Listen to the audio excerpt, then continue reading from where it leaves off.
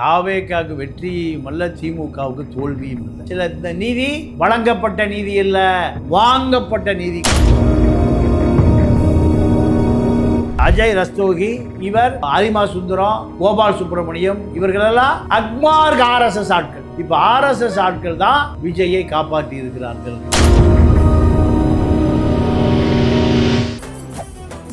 மெரிபா paneer soda, I trust மெரிபா. இந்த Maheswari bench இப்ப யார போட்டிருக்குன்னா, நீங்க அஜய் ரஸ்தோகி, இது இவர் நீதிபதியாக இருக்கிற காலத்துல பில்கிஸ் பானோ என்கின்ற ஒரு முஸ்லிம் சகோதரியினுடைய வயிற்றை கீறி குழந்தையை எடுத்து தரையிலே அடித்து கொன்ற 17 குற்றவாளிகளை நன்னடத்தை ஜாமீனில் ரிலீஸ் பண்றாரு. பாதிக்கப்பட்ட குடும்பத்தின் சார்பாக 5 பேர் உச்சநீதிமன்றத்துக்கு போயிருக்காங்க. இதுல 3 வழக்கே போய். பன்னீர்செல்வம் என் கையெழுத்தே இல்லைங்கிறார். பன்னீர்செல்வம் என்னுடைய கையெழுத்தே இல்லைங்கிறார். இது எப்படி வருதுன்னா, உயர்நீதிமன்ற நீதிபதி பொறுப்பு வீட்டில் நிற்கிறார். ஐயா, நான் கையெழுத்தே போடவேங்கிறார். நான் பக்கத்தில் நிற்கிறேன். இந்த 3 பேர் கையெழுத்தே போலியாக போடப்பட்டது. தத்தெடுக்கிற செய்தி தான் முக்கியமே தவிர பணம் உங்களுக்கு முக்கியம். காரணம் என்னன்னா, திமுக எப்படியாவது வீழ்த்தப்பட வேண்டும். டெல்லியுடைய நோக்கம் அதுதான், விஜயினுடைய நோக்கம் அதுதான். ரிஃப்ளெக்ட் வாய்ஸ் நேயர்களுக்கு வணக்கம். இன்றைய சிறப்பு நேர்காணலில் நாம் சந்திக்க இருக்கின்ற சிறப்பு விருந்தினர் மூத்த பத்திரிகையாளர் தமிழா பாண்டியன் அவர்களை வரவேற்று நிகழ்ச்சிக்குள் செல்வோம். வணக்கம். வணக்கம். மிக பரபரப்பாக எதிர்பார்க்கப்பட்ட அந்த கரூர் கூட்ட நெரிசல் சம்பவம், 41 பேர் உயிரிழந்ததுக்கு தாவேகா தரப்பில் இந்த வழக்கை எப்படியாவது சிபிஐ வேணும்னு சொல்லி உச்சநீதிமன்றத்தை அணுகியிருந்தாங்க. உச்சநீதிமன்றம் இந்த வழக்கை வந்து சிபிஐக்கு மாற்றியதோடு இதை கண்காணிப்பதற்கு ஒரு SIT-யை போட்டிருக்கிறாங்க. இது வந்து திமுக அரசுக்கு ஒரு பின்னடைவாகவும் பார்க்கப்படுது, தாவேகாவுக்கு முதற்கட்ட வெற்றியாகவும் பார்க்கப்படுது. இது தாவேகாவுக்கு வெற்றியா, திமுகவுக்கு பின்னடைவா? இதில் ஒரு முக்கியமான விஷயத்தை நம்ம வந்து உன்னிப்பாக பார்க்க வேண்டும். இவர் முதலமைச்சரை திமுகவினுடைய சட்டத்துறை வில்சன் அவர் தான் இந்த வழக்கு முழுமையாக அவசரமாக செந்தில்குமார் நீதி அரசர் விசாரிப்பதற்கு காரணம். இப்போ உச்சநீதிமன்றம் என்ன சொல்லுதுன்னா, கரூர் மதுரை பெஞ்சு ஜூரிஸ்டிக்ஷனில் வருது. சென்னையில் இருக்கக்கூடிய செந்தில்குமார் நீதியரசர் இதை எப்படி விசாரித்து SIT-யை உத்தரவு போட்டது தவறு. இப்போ இவர்களை பொறுத்தவரை SIT விசாரித்தால் பல உண்மைகளை அசலாக்காரர் வெளிக்கொண்டு வந்துருவார். என்னன்னா, 26 ட்ரெயின் பறந்துருக்கு. 26 ட்ரெயினில் 26 கேமரா இருந்திருக்கு. இதை SIT-யால் கண்டுபிடிக்க முடியும். அதே போல் நீங்கள் இயக்குனர், சதுரங்க வேட்டை இயக்குனர் வினோத் அந்த கேரவன் வேனில் இருந்திருக்கார். கேரவன் வேனில் படப்பிடிப்பு குழு, நீங்கள் அது ஜனநாயக படப்பிடிப்பில் இயற்கையான மக்கள் கூட்டம். அப்போ விஜய்க்கு சதுரங்க வேட்டை வினோத் உத்தரவு பிறப்பித்திருக்கிறார். நீங்கள் தயவுசெய்து தலை காமிச்சிடாதீங்க, கூட்டம் நிறைய சேரட்டும், ட்ரெயின் பறந்து கொண்டே இருக்குது, ட்ரெயினில் கேமரா இருக்குது. கூட்ட நெரிசல் ஆன பிறகு 26 ட்ரெயின் 26 கேமரா எங்கே போச்சு? இதெல்லாம் SIT-யில் வந்துடும். SIT-யில் இப்போ தமிழ்நாட்டை சேர்ந்த அதிகாரிகளே விசாரிக்கக்கூடாதுன்னு இப்போ உச்சநீதிமன்றம் ஆணையிட்டு. இப்போ இந்த மாநில அரசுக்கும் உயர்நீதிமன்றத்துக்கும் உச்சநீதிமன்றத்திற்கும் இப்போ இதில் என்ன பெரிய முரண்பாடுனா, SIT எதை சொல்லுகிறதோ அதைத்தான் சிபிஐக்கான ஆவணம். சிபிஐ வந்து இப்போ செப்டம்பர் 27 நடந்தப்போ சிபிஐக்கு ஆவணங்களே போகலை. ஆவணங்களை, சாட்சிகளை, தடயங்களை எல்லாம் சேகரித்தது மாநில காவல்துறை. அப்போ இந்த மாநில காவல்துறை தான் யாருக்கு கொடுக்கணும்? சிபிஐ கொடுக்கணும். இப்போ சிபிஐயை பொறுத்த வரைக்கும் தமிழே தெரியாத, தமிழ்நாட்டினுடைய அரசியலே தெரியாத, கரூரே தெரியாத, கரூரே பார்த்திராத கரூருடைய மக்களுடைய மனநிலை என்ன? 2வது சனிக்கிழமை அன்னைக்கு மேலும் கூட்டம் வருவதற்கு என்ன காரணம்னா, அது ஒரு தொழிலாளர்கள் நிறைந்த ஆலை பகுதி. சம்பளம் வாங்கிட்டு ஒரு விஜய் ஒருக்க பார்த்துட்டு போயிருமேனு ஒரே நேரத்தில் 10,000 பேர் வந்துட்டான். கூடிய கூட்டம், விஜய் கூடிய கூட்டம், இப்படி தொடர்ச்சியான நெருக்கடிக்கு காரணமே இந்த தொழிலாளர் நிறைந்த பகுதின்னு தெரிந்த பிறகும் விஜய் இந்த கூட்டத்தை குறைப்பதற்கு எந்த முயற்சியும் பண்ணலை. ஏன்? இதை ட்ரெயின் பறந்துருக்கு, ட்ரெயினில் கேமரா இருக்குது. விஜய்க்கு யார் டைரக்ஷன் பண்ணுறா? சதுரங்க வேட்டை வினோத் டைரக்ஷன் பண்ண. இப்படியெல்லாம் செய்தி வருகிற பொழுது இது அப்படியே எடுத்து மத்திய அரசியலிடம் கொடுப்பது உண்மையாகவே மாநில அரசு சம்பந்தப்பட்ட காவல்துறை அதிகாரிகள் தான் இதை முழுமையாக விசாரிக்க முடியும். அப்போ மாநில காவல்துறை அதிகாரிகள், இது ஐபிஎஸ் அதிகாரிகள் இந்திய இறையாண்மைக்கு விசுவாசமாக இல்லையா, உண்மையா இல்லையா? இல்லை நீதிமன்றம் அப்படி ஒரு கேள்வி சந்தேகத்தை உருவாக்கியிருக்கு. அசலாக்காருக்கு மத்திய அரசாங்கம் யூபிஎஸ்சியினுடைய பயிற்சி பெற்ற அதிகாரி தானே, அவர் எப்படி மாநில அரசாங்கத்தை விசுவாசமாக இருப்பாரா? மத்திய அரசுக்கு விசுவாசமாக இருக்க மாட்டார் என்று உச்சநீதிமன்றமே சொல்லுகிறதா? இப்படி ஒரு முரண்பாடு வருதா இல்லையா? இதை இப்படியே இருக்கட்டும். அடுத்து இப்போ இந்த மகேஸ்வரி பெஞ்ச் இப்போ யாரை போட்டிருக்குன்னா, நீங்கள் அஜய் ரஸ்தோகி, இவர் குஜராத்தை சேர்ந்த ஒரு உச்சநீதிமன்ற நீதிபதி. இவர் நீதிபதியாக இருக்கிற காலத்தில் பில்கிஸ் பானோ என்கின்ற ஒரு முஸ்லீம் சகோதரியினுடைய வயிற்றை கீறி குழந்தையை எடுத்து தரையிலே அடித்து கொன்ற 17 குற்றவாளிகளை நன்னடத்தை ஜாமீனில் ரிலீஸ் பண்ணுறாரு இந்த அஜய் ரஸ்தோகி. இதற்காக இது ஒரு மாநில உயர்நீதிமன்றத்தில் இருந்த காலத்தில் உச்சநீதிமன்றம் அந்த பிணையை இவர் போட்ட அந்த உத்தரவை ரத்து செய்து 17 பேர் சிறையில் அடைக்குது. அப்போ இவர் இந்த நீதிபதி சிபிஐ இவர்கள் யாருக்கு ஆதரவாக இருக்கிறார்கள்? இப்படி ஒரு சந்தேகம் வருது. இப்படி பல சந்தேகங்களை இந்த வழக்கு மக்களுக்கு உருவாக்கியிருக்கு. இதையெல்லாம் தீர்க்க வேண்டியது மாநில அரசு, மத்திய அரசு, 2 அரசுகளும் தான். நீங்கள் பாதிக்கப்பட்ட குடும்பத்தின் சார்பாக 5 பேர் உச்சநீதிமன்றத்துக்கு போயிருக்காங்க. இதில் 3 வழக்கே போய் பன்னீர்செல்வம் என் கையெழுத்தே இல்லைங்கிறார். இப்போ பன்னீர்செல்வம் என்னுடைய கையெழுத்தே இல்லைங்கிறார். இது எப்படி வருதுன்னா, கருணாநிதி இறந்து கிடக்கிறார். கருணாநிதியை மெரினா பீச்சில் புதைக்கிறோம். அரசு, எடப்பாடி அரசு எங்கே புதைக்க சொல்லுது? காந்தி மண்டபத்தில் புதைக்க சொல்லுது. அப்போது உச்சநீதிமன்றத்தில் பொறுப்பு தலைமை நீதிபதி குலுவாடி ரமேஷ் இரவு 10 மணிக்கு நீதிமன்றம் கூடுது. நீதிமன்றம் கூடுகிற பொழுது 3 பேர் வழக்கு போட்டு அது நிலுவையில் இருக்குது. இனிமேல் யார் இறந்தாலும் மெரினாவில் அடக்கம் பண்ணக்கூடாது. மெரினா சுடுகாடு அல்ல, காந்தி மண்டபத்துக்கு கொண்டு போயிடணும். இப்படி ஒரு வழக்கை போட்டவர் டிராபிக் ராமசாமியும் ஒருவர். டிராபிக் ராமசாமியும் உயர்நீதிமன்ற நீதிபதி பொறுப்பு வீட்டில் நிற்கிறார். ஐயா, நான் கையெழுத்தே போடலைங்கிறார். நான் பக்கத்தில் நிற்கிறேன், சாட்சி. நானும் பக்கத்தில் நிற்கிறேங்க. மொத்தம் 3 பேருடைய கையெழுத்து. இந்த 3 பேர் கையெழுத்து போலியாக போடப்பட்டது. நீதிபதி வீட்டுக்குள்ளே டிராபிக் ராமசாமி போகிறதுக்கு முயற்சி பண்ணுறாரு, விட மாட்டேங்கிறாங்க. காவல்துறை தடுக்கப்படுகிறது. நீதிபதி யாரை உள்ள விட வேண்டான்ட்டார். 10 மணிக்கு கருணாநிதியுடைய அடக்கம் செய்வது சம்பந்தமாக மெரினா பீச் அடக்கம் பண்ணுவதா வேண்டாமாங்கிற விசாரணை நடந்துட்டு இருக்கு. டிராபிக் ராமசாமி இந்த கையெழுத்தெல்லாம் வாபஸ் வேணா தான் அங்கே உத்தரவு போட முடியும். ஏன்னா உத்தரவு தடுத்து நிறுத்தப்பட்டிருக்கு. இப்போ டிராபிக் ராமசாமியுடைய கையெழுத்தெல்லாம் போட்டு வாபஸ் வாங்கிட்டாங்க மனுவை. அவர் வாபஸே வாங்கலை, கத்துறாரு. என் கையெழுத்து யாரோ போலியாக போட்டால் நான் தான் டிராபிக் ராமசாமின்னு. நான்லாம் பக்கத்தில் நிற்கிறேன் இரவு 12 மணிக்கு நீதிபதி வீட்டில். அப்போது கருணாநிதியினுடைய மரணத்தை கூட நீங்கள் கருணாநிதி தான் சொல்லுவார்.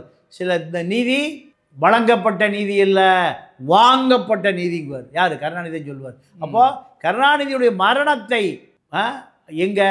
மெரினா பீச்சில் மரணத்தை கருணாநிதியால் வாங்கப்பட்டதா வழங்கப்பட்டதா என்பதை குலுவாடி ரமேஷ் மத்திய அரசாங்கத்துக்கு கோபத்துக்கு உட்பட்டு எங்கே போயிட்டார்? சீனா பார்டருக்கு போயிட்டார். மிசோராவில் கூட அவர் போட்டாங்க. எங்கே? இந்தியாவுடைய வடகிழக்கு அப்போ தவறு நடந்திருக்கா தான் அர்த்தம். சென்னையிலேருந்து அவரே வடகிழக்கு மாநிலத்துக்கு போகிறாரு. அப்போது இது வழங்கப்பட்ட நீதி அல்ல.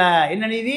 வாங்கப்பட்ட நீதி. இப்போ இப்படி பல விமர்சனங்கள் இருக்குது. இதே போல் இப்போ ஆதவ் அர்ஜுனா தரப்பு எஃப்ஐஆர் கண்டிப்பாக அசராக்காருக்காக இருந்தால் விஜய் மீது, ஆதவ் அர்ஜுனா மீது, புஷி மீது கண்டிப்பாக எஃப்ஐஆர் போட்டு ரிமாண்ட் பண்ணிடுவார்.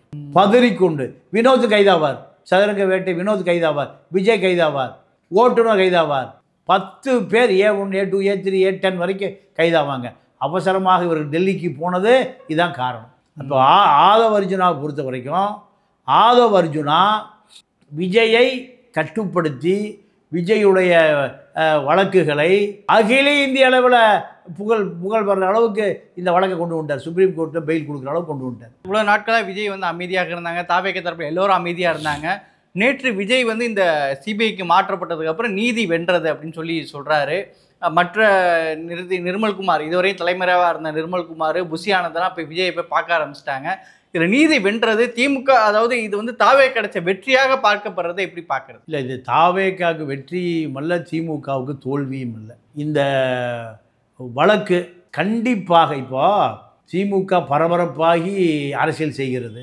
விஜய் பேசாமலே இப்போ ஒரு 10 நாளில் அரசியல் பண்ணியிருக்காரு. இதை இப்படி தான் எடுத்துக்கணும். கண்டிப்பாக இந்த வழக்கை திமுக அமைதியாக இருந்தது நோக்கம் என்னன்னா, நீங்கள் நீதிமன்றத்தினுடைய கட்டுப்பாட்டுக்கு விட்டுருவோம். இதெல்லாமே திமுக ஸ்டைல்.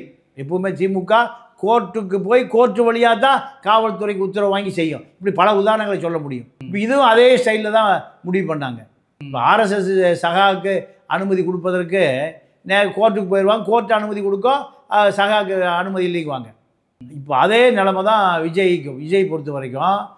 எஸ்ஐடி நீதிமன்றத்தால் நியமிக்கப்பட்ட எஸ்ஐடி தான் விசாரிக்கும்னு திமுக நம்புது, வில்சன் நம்புறாரு. ஆனால் நீங்கள் அசரா காருக்கு திமுகவுக்கு விசுவாசமாக இருக்க மாட்டார். சட்டம் எதை சொல்லுகிறதோ அதைத்தான் கண்டிப்பாக செய்வார்.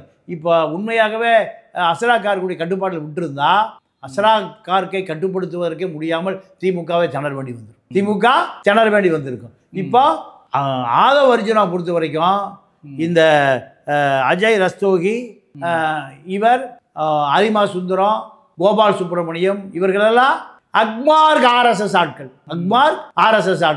இப்போ ஆர்எஸ்எஸ் ஆட்கள் தான் விஜயை காப்பாற்றி இருக்கிறார்கள். இங்கே இருக்கக்கூடிய குருமூர்த்தி உட்பட, ஆளுநர் மாளிகை ஆலோசகர்கள் உட்பட அத்தனை பேரும் இந்த 10 நாளா விஜய்க்கு கடுமையான லாபி பண்ணியிருக்காங்க. அதனுடைய விளைவு தான் விஜய் மயிரலையில் உயிர் படைச்சிருக்காரு. ஒரு நிமிடம் ஏமாந்திருந்தாலும் சரி. இப்போ இந்த ரோல் பூரா ஆதவர்ஜுனா ரோல் தான். ஆதவர்ஜுனா இல்லாமல் புஷி ஆனந்த் இருந்தால் அத்தனை பேர் குடும்பத்தோடு சிறையில். வில்சன் இதில் சொல்லும்போது திமுகவுடைய இந்த வழக்கில் அவர் தான் வாதாடியும் இருக்கிறாரு, மாநிலங்களவை உறுப்பினராகவும் இருக்கிறார், மூத்த வழக்கறிஞர். இது வந்து ஒரு இடைக்கால உத்தரவு தான்.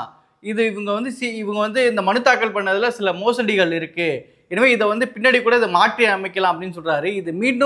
இது இடைக்கால உத்தரவா? இது மீண்டும் மாற்றி அமைப்பதுக்கு ஏதாவது வாய்ப்புகள்லாம் இருக்குதா? இல்லை, நான் ஒரு மூத்த வழக்கறிஞர்கிட்ட கேட்டேன். அவர் என்ன சொல்கிறாருன்னா, இறுதி ஆணை பிறப்பித்தாச்சு. இப்போ இதை இறுதி ஆணைன்னு ஏன் சொல்லாமல் பெண்டிங் வச்சுருக்காங்கன்னா, ரிஜிஸ்ட்ராரு இப்போ ஸ்டேட்மெண்ட் கொடுக்கணும். ரிஜிஸ்ட்ராரு விசாரிக்க சொல்லியிருக்காரு, ஸ்டேட்மெண்ட் கொடுக்கணும். இப்போ அதே போல் ஸ்பெஷல் கோர்ட், அந்த செந்தில்குமார் நீதியரசர் அவருடைய உத்தரவு, அதை தள்ளுபடி பண்ணியிருக்காங்க. இப்போ அதை விசாரிக்கணும். எஸ்ஐடி என்ன டாக்குமெண்ட் வச்சுருக்குன்னு தெரில, அதை விசாரிக்கணும். ஃபர்தராக உத்தரவு போட வேண்டியது. அதை விட இப்போ என்ன சொல்கிறாங்கன்னா, கண்டினியூட்டி மெண்டமஸ், அப்பப்போ தேவைப்படுகிற பொழுது உத்தரவு போடணும். அதான் கண்டினியூட்டி மெண்டமஸ். இதை யார் போடுவாங்கன்னா, இப்போ சுப்ரீம் கோர்ட்டு பெஞ்சு தான் போடும். இந்த வழக்கின் போக்குக்கு தகுந்ததை தேவையான உத்தரவு போடுவாங்க. இப்போ உத்தரவு முடிஞ்சு போச்சு.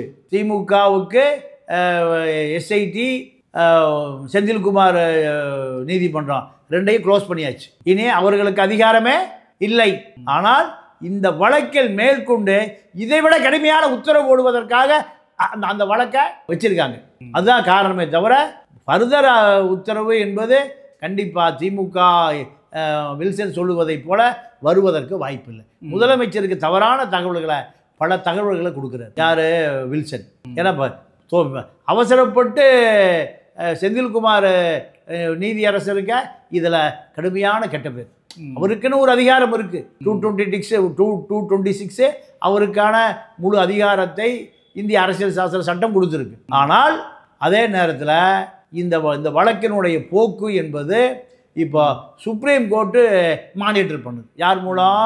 இந்த அஜய் ரஸ்தோகி மூலம் 2 தமிழ்நாடை சாராத ஐபிஎஸ் அதிகாரிகள் மூலம் இந்த வழக்கை மானிட்டர் பண்ணுது. இல்லை, குறிப்பாக இதில் என்னென்னா, இன்னொரு விஷயம் என்னென்னா, இப்போ இந்த வழக்கு ஒரு பக்கம் இருக்குது, இப்போ இன்னொரு பக்கம் அந்த ஏற்கனவே நீங்கள் சொல்லியிருந்தீங்க 5 பேர் மனு தாக்கல் பண்ணாங்க, அதில் 3 பேர் வந்து நான் கையெழுத்து போடலைங்க திரும்ப பெற்றிருக்கிறாங்க. இன்னொருத்தவர் ஒரு காணொளி போட்டிருக்கிறாரு. அதிமுகவுடைய அதிகாரப்பூர்வ ட்விட்டர்லேருந்தே போட்டிருக்கிறாங்க. அவரும் சொல்கிறாரு, இங்கே திமுகவுடைய ஒன்றிய செயலாளர் வந்து எனக்கு அரசு வேலை வாங்கி தரேன், உங்களுக்கு உங்கள் பையனுக்கு வந்து வேலை வாங்கி தரேன், பணம் தரேன் அப்படின்னு சொல்லி நீங்கள் வந்து வழக்கை வந்து திரும்ப பெறுங்க அப்படின்னு சொல்லி பேரம் பேசியிருக்கிறாங்க. மிரட்டப்பட்டதெல்லாம் வருது. இந்த சிபிஐ வழக்கில் இந்த மாதிரி மிரட்டல் ஒரு பக்கம், அந்த மாதிரியான விமர்சனமும் வருது. இவங்க வந்து பேரை கேட்காம இறந்து போன குழந்தைக்கு அப்பா ஒரு 10 வருஷமா தொடர்பே இல்லாதவரை நோக்கி அவங்க போயிருக்காங்கன்னு சொல்லி இன்னொரு பக்கம் திமுக மிரட்டப்பட்டதான் வருது. எது உண்மைங்கய்யா? நீங்கள் பன்னீர்செல்வத்துக்கும் இந்த குடும்பத்துக்கும் தொடர்பே இல்லை. பன்னீர்செல்வம் 10 வருஷம் குடும்பத்தோடு வெளியே போயிட்டார். இப்போ பன்னீர்செல்வம் மனைவி என்ன சொல்கிறாங்க, அவரை பார்த்தே 10 வருஷம் ஆச்சுக்கிறாங்க. ஆனால் அவர் உச்சநீதிமன்றத்துக்கு வழக்கு போட்டிருக்காரு. அவருக்கு ஏது இவ்வளவு பெரிய தொகை? உச்சநீதிமன்றத்துக்கு எல்லாருமே போக முடியாது, கொஞ்சம் செலவு பண்ணணும். ஆனால் இவர் நான் செலவே பண்ணலை, என்னைய ஆதவர்ஜுனா கும்பல் என்னை விலை பேசினார்கள் சொல்கிறார். இப்போ இந்த வழக்கில் இறந்து போனவர்களுடைய இரத்த சொந்தம் மட்டும்தான் நீதிமன்றத்தில் வழக்கு தொடுக்க முடியும். அப்படி வழக்கு தொடுப்பதற்கு தாவேகாவுக்கு நிறைய ஆட்கள் தேவைப்படுகிற பொழுது பல பேரை காசு கொடுத்து வாங்க வேண்டியது. திமுக என்ன பண்ணுது, இவர்களெல்லாம் போலியான நபர்கள், நீங்கள் வழக்கு போடாதீங்க, வாபஸ் வாங்க. அவர்கள் பங்குக்கு சில வேலைகள் செய்கிறாங்க, முறைகேடுகள். திமுக பங்குக்கு சில முறைகேடுகள். இது எல்லாத்துக்குள்ள அரசியல், முழுமையான அரசியல் பூத்தப்பட்டிருக்கு. இப்போ விஜயை பொறுத்த வரைக்கும் எஸ்ஐடி விசாரணையை ஆரம்பித்திருந்தால் கண்டிப்பாக 5 பேர் மீது 302, 307 கொலை வழக்கு, கொலை முயற்சி வழக்கு, கண்டிப்பாக 5 பேரை கைது செய்து சிறையில் அடைக்கப்பட்டு உச்ச நீதிமன்றம் பிணையில தான் வரக்கூடிய அளவுக்கு இதுக்கான ஆதாரங்களை அனைத்தையும் எஸ்ஐடி நீதிமன்றத்துக்கு கொடுத்துருக்கும். என்ன காரணம்னா, இது முழுக்க ஷூட்டிங் தான், திரைப்பட படப்பிடிப்பு தான். அதற்காகத்தான் விஜய் இவ்வளவு திட்டமிட்டு வழிநடுக யாரை சந்திக்காமல் கூட்டத்தை பூரா வேலுச்சாமிபுரத்தில் அடைத்து வைத்த மாபெரும் குற்றவாளி விஜய் என்று நிரூபிப்பதற்கு தேவையான அனைத்து ஆதாரங்களையும் எஸ்ஐடி இருக்கு. இப்போ சிபிஐ பற்றி வரும்போது ஏற்கனவே நம்ம தமிழ்நாட்டிலே பல வழக்குகள் இருக்கு. ராமஜெயத்துலேருந்து இன்னும் ஸ்டெர்லைட்லேயும் இப்படி பல வழக்குகள் இருக்கு. சிபிஐக்கு போகிறது மூலியமாக கடந்த காலம் இந்த மாதிரி வழக்குகள் மாதிரி இருக்குமா, இது விரைந்து யார் குற்றவாளி, இதுக்கு பின்னாடி காரணம் என்ன அப்படிங்கிற எஸ்ஐடிலாம் போட்டுக்கிறதுனால ஒரு விரைந்து இதை விசாரிக்கப்படுமா, இல்லை இந்த 6 மாதம் இந்த அரசியல் செய்வதற்கு இது பயன்படுமா? இதில் ஒரு விஷயம் எப்படி பார்க்கணும்னா, ராஜீவ்காந்தி வழக்கிலே இன்னும் நியாயம் கிடைக்கல. இந்த வழக்கு எப்படி அது நீர்த்து போக வைக்கப்பட்டதுன்னா, ஜட்ஜ்மெண்ட்டு கொடுத்துட்டாங்க. 26 பேருக்கு தூக்கு. திருச்சியில் இருக்கிற பழம்பெரும் காமராஜ் தொண்டை வேலுச்சாமி என்ன பண்ணார், ஒரு சுப்ரீம் கோர்ட்டுக்கு தந்தியை கொடுக்குறாரு. நீங்கள் 26 பேருக்கு தூக்க கொடுத்துட்டீங்க, அதே நேரத்தில் பல்நோக்கு விசாரணை மையத்தையும் கலைக்கலை, அது விசாரிச்சுட்டு இருக்கு. ரெண்டும் ஒரே நேரத்தில் நடக்குது. அப்போது இந்த பல்நோக்கு விசாரணை மையம் ஒரு 3 பேரை குற்றவாளிகளையும் நிரூபிச்சு வச்சுங்க. 26 பேரை தூக்கில் போட்ட பிறகு இந்த 3 பேரை தனியாக எப்படி உயிரிழப்ப முடியுமா? அப்போ பல்நோக்கு விசாரணை மையத்தையே கலைச்சிடணும். ஆனால் அது கலைக்கலை, அது விசாரித்து கொண்டே இருக்கு. தூக்கு தண்டனையாக கொடுத்தாச்சு. இதை தந்தி கொடுத்த பிறகு தான் நீதிமன்ற நீதிபதி அதை பார்த்து அந்த தூக்கை தற்காலிகமாக நிறுத்தி வைக்கிறார். இல்லைன்னா 26 பேரை கதை முடிஞ்சிருக்கும். இப்போ 26 பேர் வெளியே வந்துட்டாங்க. அப்போ இதுக்கு காரணம் இந்த ஒரு தந்தி தான். அதே போல தான் நீங்கள் வேலூர் சிறையில் அடைபட்டு கிடந்த நளினியை பிரியங்கா வருது. என்ன நடந்ததுன்னு சொல்லுது. அந்த அம்மா 2004 to 14 10 ஆண்டு காலம் அவர்கள் யாரை சொல்கிறாங்களோ அவங்க தான் பிரதமர். மன்மோகன் சிங்கே ஒரு ரப்பர் ஸ்டாம்பு தான், ஒரு லெட்டர் பேடு தான். 10 ஆண்டு காலம் யார்கிட்ட இருந்தது அதிகாரம்? சோனியா காந்திகிட்ட இருந்தது, ராகுல்கிட்ட இருந்தது, பிரியங்காட்ட இருந்தது. பிரியங்காவுக்கு பாதுகாப்பு அதிகாரியாக இருந்த ஒருவர் சிபிஐக்கு டைரக்டராக வர்றாரு, பிரியங்காவுடைய ரெக்கமெண்டேஷன். இப்படியெல்லாம் நடந்தது. ஆனால் பிரியங்கா எங்கே வந்து கேட்குது, நளினிகிட்ட வந்து எங்கள் அப்பாவுடைய மரணத்துக்கான ரகசியம் என்ன, காரணம் என்ன. அப்போ சிபிஐயால் கூட உண்மையை யாருக்கு சொல்ல முடியல, சோனியா குடும்பத்துக்கு சொல்ல முடியல. ராஜீவ் படுகொலை நடந்த பிறகு சுப்பிரமணியம் ஒரு ஸ்டேட்மெண்ட் கொடுக்குறாரு, அப்போ இருந்த ராவுடைய டைரக்டர் ஒரு ஸ்டேட்மெண்ட் கொடுக்குறாரு, இது சர்வதேச சதிங்கிறாரு. சுப்பிரமணிய சாமி புலிகள் கொண்டுட்டாங்கிறார். ரா டைரக்டரை விட அதிகாரம் மிக்கவர் யார்? சுப்பிரமணிய சாமியா?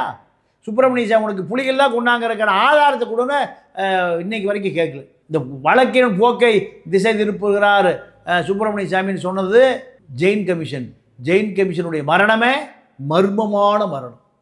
இப்படி பல விஷயங்கள் இருக்குது.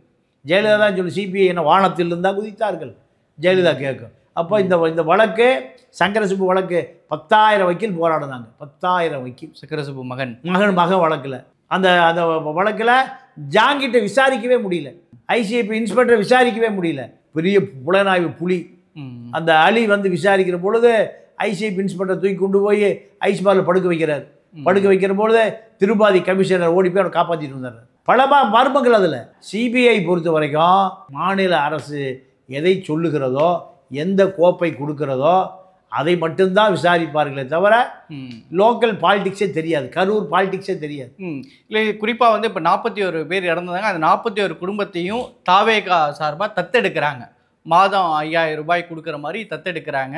இப்போ இதெல்லாம் வந்து அவங்க நம்மளால் பாதிக்கப்பட்டாங்க, அதுக்காக அவங்கள தத்தெடுக்கிறதுங்கிறதுலாம் ஒரு அரசியல் ரீதியாக சரியான அணுகுமுறையா? இல்லை, மாதம் 5,000 ரூபாங்கிறது டெய்லி 150 ரூபா. ஒரு குடும்பம் 5 பேர் கொண்ட குடும்பத்துக்கு 150 ரூபானா ஒரு ஆளுக்கு என்ன, ஒரு நாளைக்கு 30 ரூபாயா? 200 கோடி ரூபாய் சம்பளம் வாங்குகிற விஜய், பல ஆயிரம் கோடி வைத்திருக்கிற விஜய், 5 லட்சம் கோடி வைத்திருக்கிற ஆதவர்ஜனா மாமனாரும் டெய்லி 30 ரூபா கொடுத்துரு குடும்பத்தை தத்தெடுக்கிறாங்கன்னா மாதம் 5,000னா ஒரு நாளைக்கு 30 ரூபா. 5 பேர் கொண்ட குடும்பத்துக்கு 150 ரூபா கொடுக்குறாங்கன்னா 30 ரூபாய் வச்சு என்ன பண்ண முடியும்? 1 கிலோ அரிசி 100 ரூபா. இதெல்லாம் தெரியுமா? தத்தெடுக்கிற செய்தி தான் முக்கியமே தவிர பணம் உங்களுக்கு முக்கியம் இல்லை. காரணம் என்னன்னா, திமுக எப்படியாவது வீழ்த்தப்பட வேண்டும். டெல்லியுடைய நோக்கம் அதுதான், விஜயனுடைய நோக்கம் அதுதான், அதிமுகவுடைய நோக்கம் அதுதான், பாஜகவினுடைய நோக்கம் அதுதான். அத்தனைக்குமான அரசியல் களம் எங்க? கரூர். இப்போ விஜய் இப்போ நேரடியாக கரூர் போகிறதுக்கான அதுக்கான அனுமதிகள்லாம் கேட்டுட்டு இருக்காங்க. விரைவில் அவர் நேரடியாக கரூர் மக்களை ஒரு மண்டபத்தை சந்திப்பார்னு சொல்கிறாங்க. இப்போ இந்த தீர்ப்புக்கெல்லாம் அப்புறம் இது எந்த மாதிரி தாக்கத்தை அவர் கொடுக்கும் கரூரில்? இனி அடுத்த கட்ட பயணங்களை இனிமேல் அவர் சொல்லக்கூட இருக்கலாம். இதெல்லாம் அடுத்த கட்ட பயணங்களை என்ன மாதிரிலாம் அவர் மாற்றி அமைச்சுப்பார்? என்ன மாதிரி தாக்கத்தை அவருக்கு பாசிட்டிவாக கொடுக்குமா? இல்லை, இப்போ அவரை பொறுத்த வரைக்கும் இந்த 41 பேர் மரணம், இந்த மரண செய்தி துக்க செய்தியாக இருந்து அதிலிருந்து பேசாமல் இருந்து திமுக பேசிக்கொண்டே ஆட்சியை பிடிச்சது. விஜய் பேசாமலே இப்போ அதிலிருந்து அடுத்த கட்டம் நகர்ந்துட்டார். இப்போ இந்த சிபிஐ உத்தரவு போட்ட பிறகு விஜய் குற்றவாளி இல்லை, அந்த குற்ற உணர்வு இல்லை, இந்த மனநிலைக்கு தாவேக்க வந்துட்டாங்க. இதுதான் இப்போ அவர்களுக்கு உள்ள ஒரு பெரிய பலம். இந்த பலத்தின் மூலம் அடுத்து இப்போ பாஜக அதிமுக கூட்டணி அமைந்தால், ஆட்சி அதிகாரம் வந்தால், இந்த 41 குடும்பத்தையும் தியாகி குடும்பமாக விஜய் கட்சி அறிவிப்பாங்க. மொழிப்போர் தியாகியை போல இவர்கள் தாவேக்கா தியாகிகள். தாவேக்கா தியாகிகள் தினம் இவை 41 பேருக்கும் கண்டிப்பாக தாவேக்கா கட்சி வளர்ச்சிக்காக உயிரை விட்டவர்கள். நீங்கள் மொழிப்போர் தியாகிகள், சுதந்திர போராட்ட தியாகிகள், ஆங்கிலேயரை எதிர்த்து போராடிய தியாகிகள், இந்த பட்டியலில் விஜயை பார்க்க வந்து நசுக்கி செத்து போன 41 தியாகிகள். விஜயினுடைய தாவேக்காவுடைய முதல் வளர்ச்சிக்கான பழி இப்படியான வரலாறு கட்டமைக்கப்படும். இந்த புஷி ஆனந்த், ஆதவர்ஜுனா போன்றவர்களெல்லாம் இப்போ வெளியே வருவதற்கு இந்த 41 மரணத்தை பற்றி அவர்களுக்கு எந்த அக்கறையுமே எந்த அழுத்தம் இல்லாமல் இவருக்கு அடுத்த கட்டத்துக்கு நகர்வு. அடுத்த கட்ட நகர்வு என்ன? அரசியல் நகர்வு. எதை செய்தாலும் காப்பாற்றுவதற்கு டெல்லி இருக்கிறது. டெல்லியில் சரணடைந்தால் தப்பித்து கொள்ளலாம். இது கருணாநிதி கால அரசியல் சூத்திரம். கருணாநிதி தப்பித்து கொண்டார். இப்போ கருணாநிதி தப்பிக்க முடியல. கருணாநிதியால் நினைத்து கூட பார்க்க முடியாத, கருணாநிதி குடும்பத்தால் நினைத்து கூட பார்க்க முடியாத விஜய் தப்பித்துக் கொள்கிறார். திராவிட இயக்கங்களை அழிப்பதற்காக, திராவிட இயக்கங்களை உருத்தெரியாமல் ஆக்குவதற்காக உருவாக்கப்பட்ட இயக்கம் தான் தாவேகா. ஆனால் இந்த தாவேகாவால் நீங்கள் விளிம்பு நிலையில் இருந்த அதிமுக மீண்டும் ஆட்சிக்கு வருவதற்கு தாவேகாவுடைய வாக்கு வங்கி, தாவேகாவுடைய அரசியல், தாவேகாவுடைய 41 பேர் மரணம், மீண்டும் திராவிட இயக்கம் துளிர்விட ஆரம்பிச்சிச்சு. நான் தான் முதலமைச்சர் என்று சொன்னவர் இன்றைக்கி செய்தியே இல்லை. எடப்பாடி தான் முதலமைச்சர் என்பதை ஏற்றுக்கொண்டு விட்டார். எப்போ? செப்டம்பர் 27க்கு பின்பு. தாவேகா என்டிஏ கூட்டணி என்பது எடப்பாடி தலைமையில் தான். இதை விஜயும் ஏற்றுக்கொண்டார். இதுதான் இப்போ இந்த செப்டம்பர் 27க்கு பிறகு நடந்த அரசியல் மாற்றங்கள். சரிங்க. இந்த கரூர் சம்பவம் ரொம்ப த்ரெட்டாக இன்றைய வரையும் இதோடு எடுத்துக்கிட்டால் ஒரு 15 நாளை கடந்துருச்சு. தொடர்ந்து ஒவ்வொரு நாளும் ஒவ்வொரு அப்டேட்ஸ்களை பார்த்துட்ருக்கோம். அதனுடைய இன்றைக்கு அந்த வழக்கு சிபிஐக்கு மாற்றப்பட்டிருக்குது. மேற்கொண்டு இந்த வழக்கில் அடுத்தடுத்து என்ன நடக்கும், உண்மையாகவே இந்த இந்த குற்றத்துக்கு பின்னாடி இருக்கவங்களாம் எஸ்ஐடி மூலமாகவும் இந்த சிபிஐ அமைச்சிருக்கக்கூடிய விசாரணை மூலமாக கண்டறியப்படுமா, என்னென்ன அப்டேட்கள் வருங்கிறத தொடர்ந்து பேசுவோம். மற்றொரு பகுதியில் சந்திப்பேன். நிகழ்ச்சியில் பங்கேற்று உங்களுடைய கருத்துக்கும் நேரத்துக்கும் மிக்க நன்றி. நன்றி, வணக்கம். மெரிபா பன்னீர் சோடா. I trust மெரிபா.